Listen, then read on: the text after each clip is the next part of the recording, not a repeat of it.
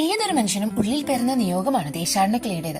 ഞാൻ ഇവിടുത്തേതല്ല, ഇതൊന്നും എന്റേതല്ല, അല്പകാലത്തേക്ക് നൽകപ്പെട്ടതാണ് എന്ന വെളിച്ചം കിട്ടിയവർ ഈ ഭൂമിക്കും അപ്പുറം തങ്ങൾക്കായി നിശ്ചയിക്കപ്പെട്ട ഇടത്തിന്റെ കനലോർമ്മയിൽ എല്ലാ നശ്വര ബന്ധങ്ങൾക്കും അപ്പുറം ആത്മീയ വിഹായസിലേക്ക് പറന്നുയരും. അപ്രകാരം ലോകത്തിന്റെ മായകളിൽ നിന്ന് അകന്ന് ജീവിച്ച ഒരാളായിരുന്നു മിസ്റ്റർ ജൈൽസ്. ഗ്രീസിലെ കുലീന കുടുംബത്തിൽ ജനിച്ചു വളർന്ന അദ്ദേഹത്തിന്റെ പാണ്ഡിത്യവും പരിശുദ്ധിയും പ്രശംസാ വിഷയമായപ്പോൾ ഫ്രാൻസിലേക്ക് പോയി ഒരു വനത്തിലെ ഗുഹയിൽ താമസമാക്കി. കാട്ടുപഴങ്ങളും വെള്ളവും കഴിച്ച് ജീവിച്ച അദ്ദേഹം ഭൗമിക ചിന്തകൾ കൂടാതെ മിക്കപ്പോഴും പ്രണിധാനത്തിൽ മുഴുകി. ഒരു മാൻപേട അദ്ദേഹത്തിന് പാൽ നൽകിയിരുന്നു. ഒരിക്കലും ഒരു നായാട്ടുകാരൻ ഗുഹാമുഖത്ത് കണ്ട മാനിന് നേരെ അമ്പെയ്തപ്പോൾ ലക്ഷ്യം തെറ്റി ജൈൽസിന്റെ കാലിൽ കൊണ്ട് പിന്നീട് ആളുകൾ അദ്ദേഹത്തിന്റെ വിശുദ്ധി അറിയാൻ ഇടയായി. രാജാവ് അവിടെ ഒരു ആശ്രമം സ്ഥാപിച്ചു നൽകി ജൈൽസിന്റെ ഫോളോവേഴ്സിന് വേണ്ടി. അദ്ദേഹത്തിന്റെ പേരിലുള്ള അത്ഭുതങ്ങളും നിരവധിയാണ്. He's the patron saint of beggars, people with disabilities, depression and outcast, also protector of forest and deer.